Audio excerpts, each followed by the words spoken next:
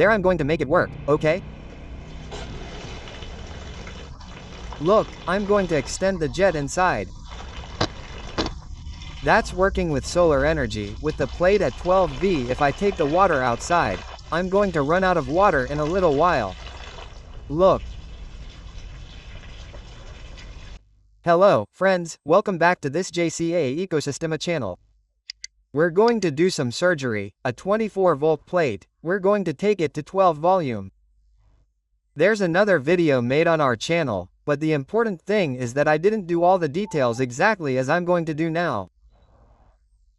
I'm going to do the surgery on this plate so you can see what it's like, and we're going to do it step by step so you have it completely clear. Look, I have an inverter like this, and if you read the characteristics there, it talks about 10.5.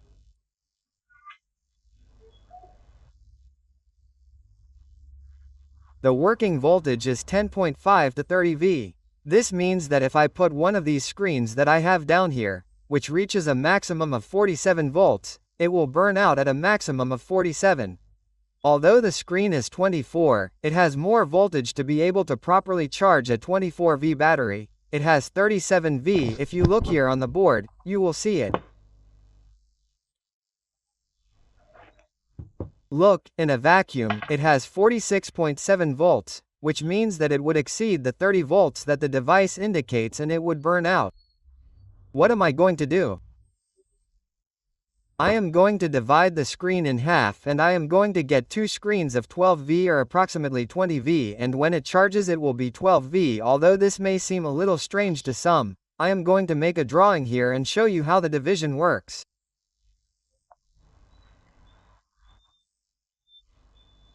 Look, this is a 37V screen and it is divided into two screens. Here it has a positive and here it has a negative.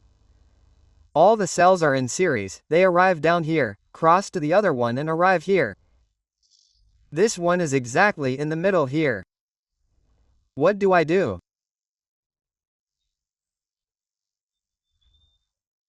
I cut this bridge here, which I'm going to see for myself now, and there will be two plates, as if there were two plates of this shape of 12V. This one is 12 volts and this one is 12V, and this was only one of 24. I'm doing it the other way around.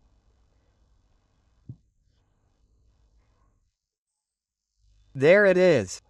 This is only one of 24. So, let's go back to the beginning. Since they are all in series, by cutting this point I will obtain two open screens with a positive here, a negative there, another positive here and another negative here. It ends negative and positive just like this one, but I will have a negative below 12V and a positive below 12V. How do I perform this surgery? Some people don't like it because it's a bit like breaking the screen, but if you do it like I'm going to do, nothing will happen at all. Look, now we're going to go to the signal part of the screen that's here, and I'm going to show you exactly where it's attached. If you see the jumpers, they come and go at this point here.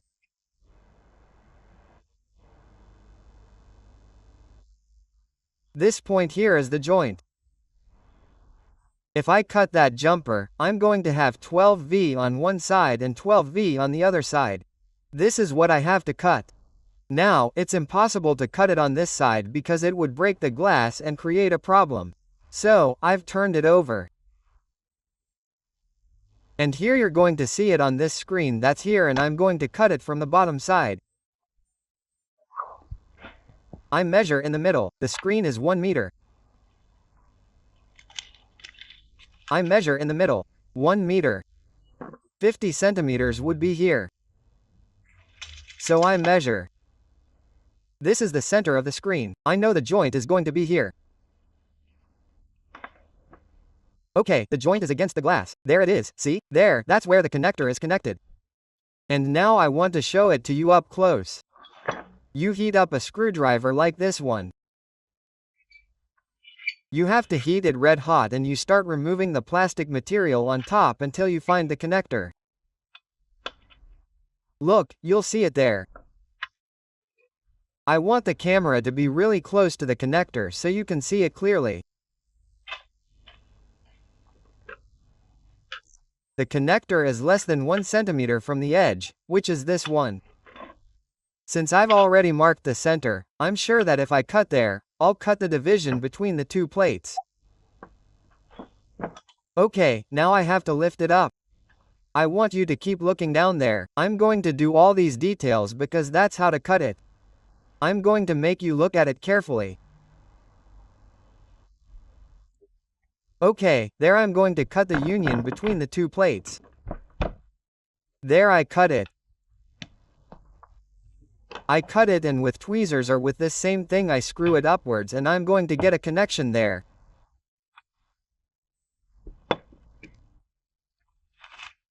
And the other connection that I have to lift from below, I'll turn it upside down and I'll have two contacts.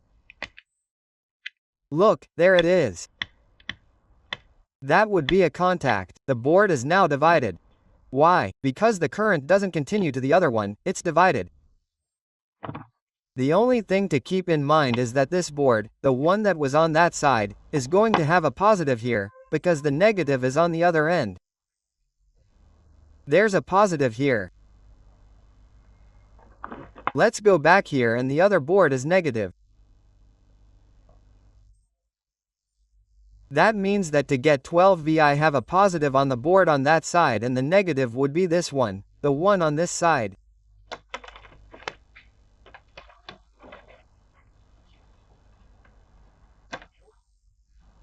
This is a negative on the board on the left.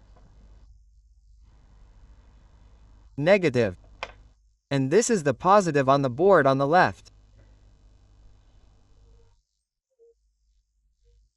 The board on this side has a negative, and here we have the positive that's written there on the board. It's this cable. Well, what do I do now? I'll solder it. The first thing I'm going to do is solder the terminal on those ends. We already said that this is an inverter that needs less voltage than the board has. With the soldering iron, I'm going to make a little mark here where it says, cut. I'm going to put a little bit of solder on it.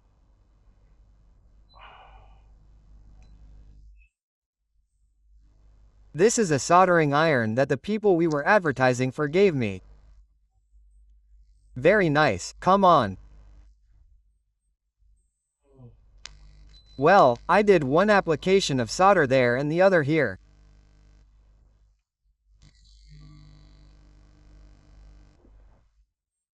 Now I'm going to solder a double cable like this one, well tinned. And at that moment we're going to solder it.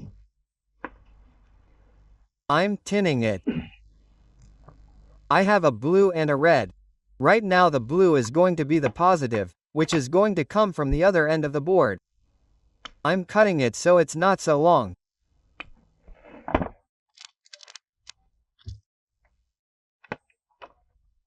And I'm going to solder the positive, which is the blue, to the positive of the board on the right.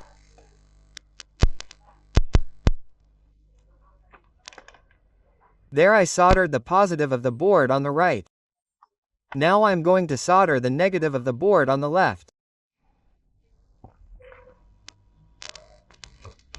I'm doing it in great detail so you can see how it's done, because I have another video on the channel, but you were a little unsure how to do it. There are the two positive and negative soldered. You would have to put a little bit of epoxy resin or some type of resin on it to make it more secure. Once I soldered that, now I'm going to explain how it's connected. Here I have to strip this other cable. This would be the negative. Here I have the negative. I'm going to strip it so as not to cut or unsolder the inside of the board connector. I'll mark it. You have to be careful not to break the filaments of the wire that goes inside. Just plastic. With this and a little practice that I already have, I'll make an entrance here.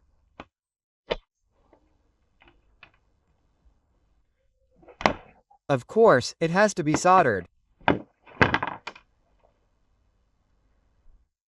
Well, here I take out this piece that's left over, and there I have the negative of the board on the right stripped. I already did the board on the left so as not to waste time. And we're going to do the following. We're going to connect negative to negative and positive to positive. Why? Because I'm going to put the two boards together in parallel so as not to raise the voltage. If I connect here, I'm going to have 24 volts as it was. If I open it, there will be two plates. That's why it's adjustable. If you connect them here without connecting them, I'll have 24V. If I open it, connect the positive terminal from below of one of the plates to the positive terminal of the other, and the negative terminal of one of the plates to the negative terminal of the other.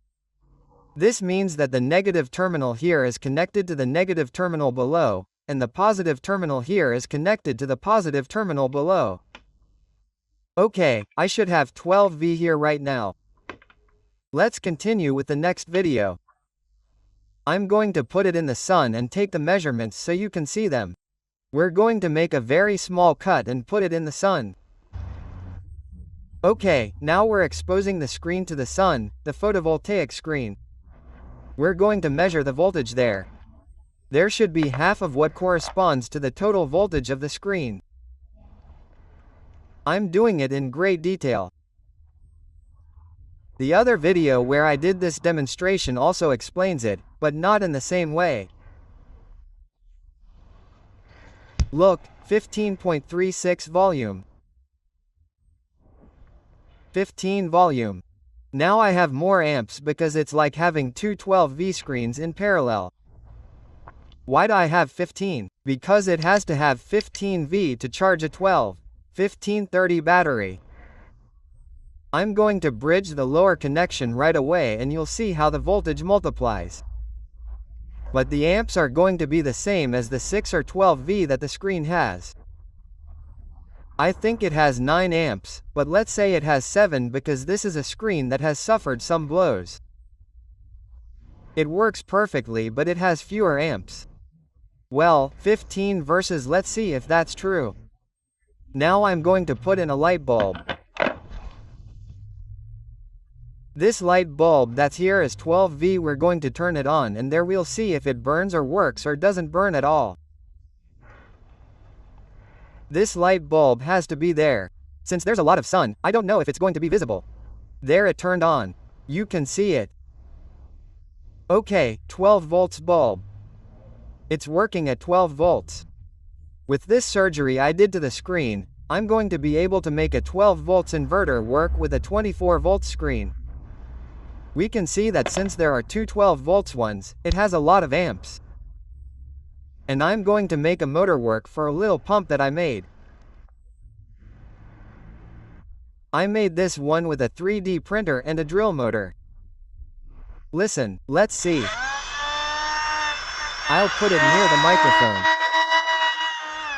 It flies, it flies. It works very well because the amps are doubled. If I put this pump in a bucket of water, you can't imagine how much it lengthens. If you want, we can do a test right away so that everything is in the same video. Okay, now I'm going to do the last test. I'm going to join the two cables that I said are in parallel here. I'm going to join them together.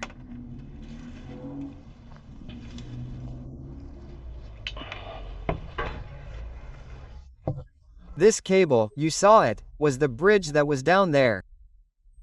I connected and it's as if I'm resurrecting the bridge that I opened. And now I'm going to show you exactly where I took it from behind. Here I connect the two cables as they are, disconnect the bridge, disconnect it, and put it in parallel, positive with positive, negative with negative. Now I'm going to connect the cable here. Well, here you can see where the cut I made is. If you work it with some care, this works perfectly. I'm going to connect it here. What's going to happen? I'm going to get 24V or 30 in a bit because it's going to remain original. That means that with a small wrench here you can do both. It's connected as if I had soldered it down there. We're going to return to the original voltage of the board. I'm going to measure it right now and you're going to see the original voltage.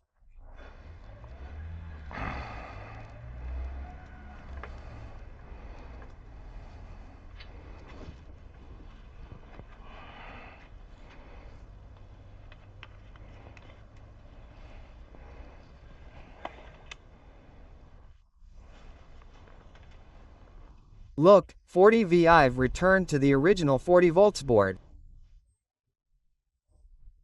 In other words, if I open the bridge, divide it in two, I have to put it in parallel. If I close the bridge, it goes back to the original voltage, 40 because it has 20 and 20. It depends on the intensity of the sun. And to charge a 12V battery you have to exceed 12 volts, 15, 17, that's why it has 20. When it consumes less, in this case it has 40. If I had connected this screen directly to the inverter that has a maximum of 30 volts, I would have burned it. Now, before you leave, I'm going to do another test. I'm going to make the pump work with a bucket of water so you can see the stream it's going to give off. Okay, now we're going to test the pump. This is separate, but okay, it'll work. The amperage has increased and we're going to see if I can start it up and put it in the water. Perfect. The screws are a little loose, but it doesn't matter. Look, I don't know if you can see it there. I'm going to make it work there, okay? Look, I'm going to extend the stream inside. That's working with solar energy, with the plate at 12V. If I take the water outside, I'll run out of water in a little while. Look, that one's running out.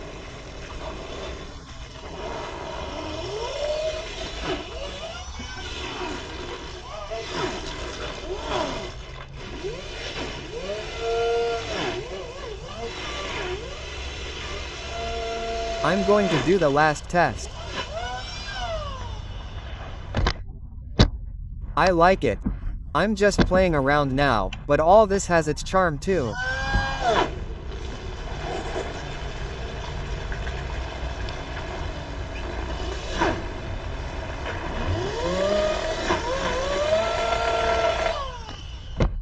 Look, it's completely empty. Well, friends, you saw how the pump worked. Perfect. You can make a solar pump with this pump I made with a small motor from a drilling machine. And this is on a 3D printer. This is a motor from a drilling machine. And this is a 300W plate that I divided into two 12V ones. What I've added are the number of amps. It has 9 and 918 amps approximately. Let's put 15. Why 15? Because we're going to make the possibility of having a maximum and a minimum variable. I hope you liked it, comment on it and let's continue with our voices. See you next time.